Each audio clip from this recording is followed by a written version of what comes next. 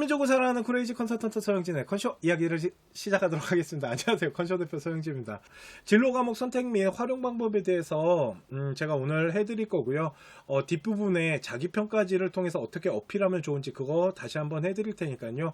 오늘 방송도 끝까지 보시면 정말 많은 도움이 되실 것 같다라고 보시면 되고, 오늘 방송은 저희가 녹화본을 올려드릴 거기 때문에 오늘 못 보시더라도 녹화본으로 편집은 되겠지만 다시 보실 수 있게끔 해드리도록 하겠습니다.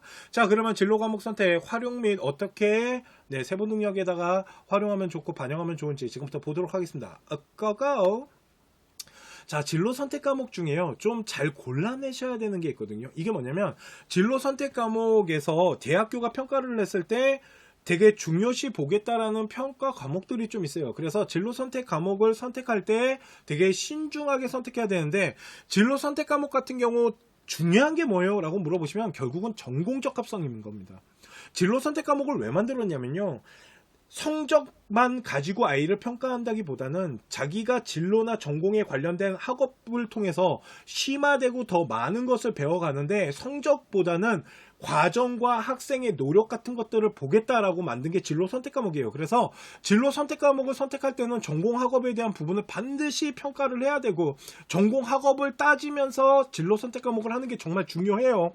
자, 그랬을 때요, 요거를 왜 보여드리냐면, 이게 이제 2020년에 그러니까 경희대학교 외에 이제 좀 상위권 대학교 아이들이 우리가 진로 선택 과목을 어떤 기준을 가지고 평가를 하겠다라는 거 발표를 했었는데, 보시면 이수의 필요성이 50%래요. 무슨 말이냐면, 이 과목은 우리 학교가 봤을 때 50% 정도 선택을 하면은 이 정도 50%만 해도 돼 라는 거 70%를 해야 된대요. 이거는 반드시 여기가 선택을 해야 된다라는 거예요. 그러니까 전공이나 이런 것들을 따져봤을 때 우리는 이쪽 라인에 있는 것들을 더 뭐 하겠다라는 거예요? 더 높게 평가하겠다라는 거죠. 자, 그럼 보시면요, 실용자 들어가는 것들 있잖아요. 실용자 들어가는 거는 솔직히 대학교가 진로 선택 과목에서 그렇게 높이 평가하지 않지만, 심화자 들어가거나 고전 이런 것들은 높이 평가하겠다라는 거죠. 그리고 진로 영어 같은 경우는 제가 아이들한테 선택하라고 많이 추천하는 과목이긴 합니다. 왜 진로 선택 과목을 추천을 많이 하냐면, 이 진로 선택 과목이 생각보다 대학교에서 조금 어떤 진로에 관련된 영어들 이런 것들을 좋아하기 때문인데, 대학교에서는 일단 이수 필요성이 50% 이상인 거래요. 그러니까 70%에 들어가지 못하니까 영어권 문화나 영미 문화 읽기, 그리고 진로 영어가 있다라면 우리 아이가 선택해야 되는 건 영어권 문화나 영미 문화 읽기가 훨씬 좋을 수 있다라는 거예요.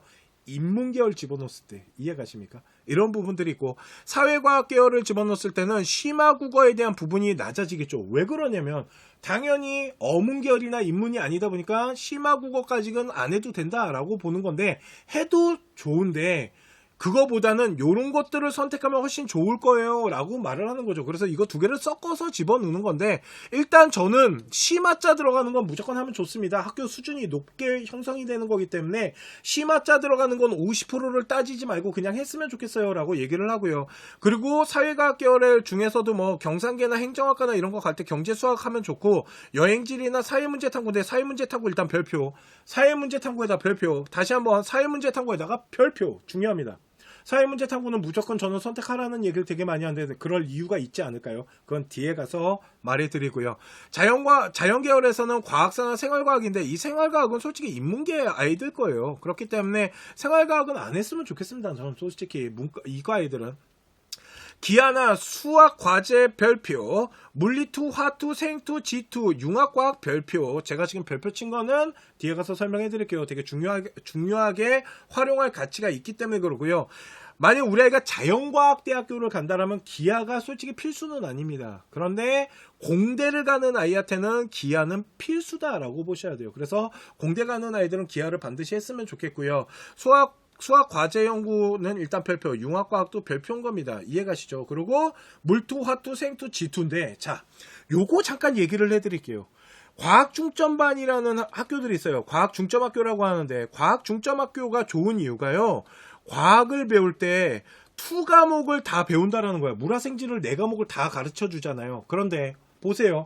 그러니까 우리 아이가 과학 중점학교를 갔을 때 물화생지를 다 배울 수 있기 때문에 그러면 우리 아이가 물화생지를 다 배우는 거니까 과학 중점학교에서 중점반에 들어가면 대학교가 높이 평가하겠네요 라고 말씀을 하시는데, 만일 들어갔는데요 우리 아이가 물화생지 성적이 낮아버리잖아요. 그러면 더 마이너스예요.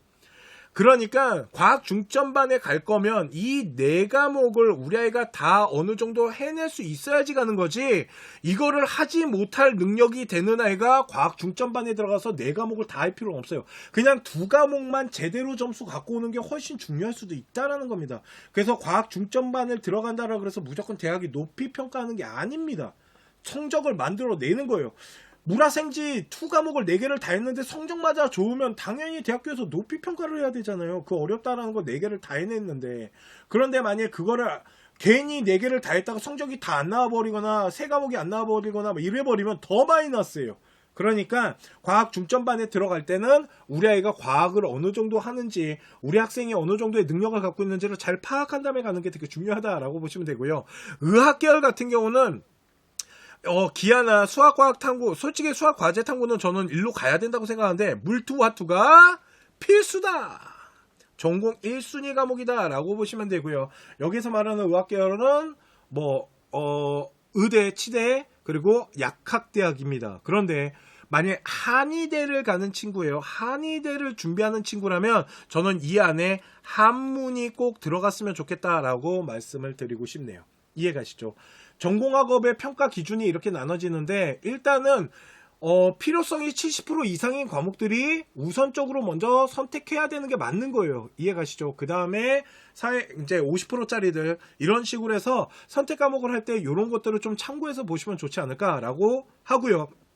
이거를요, 저희 컨쇼가요, 컨쇼마트 옥탑방, 이제 컨쇼마트에서 저희가 어플리케이션을 지금 운영을 하고 있는데요.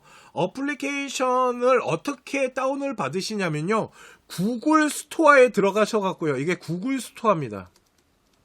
구글 스토어에 들어가서 컨쇼마트라고 검색을 하시면요, 요 밑에 이렇게 컨쇼마트가 뜹니다. 그래서 요거를 설치를 하시면요, 요런 웹이 깔리게 됩니다. 그래서 웹을 열어보시면 일단 학부모님 무료 입시 특강 넣어놨고요. 이거 들어가시면 무료로 보실 수 있고요. 유사도 검사라는 게 있는데, 이게 이제는 유사도 검사라고 안 하고요, 저희가 분석 프로그램으로 바꿨습니다.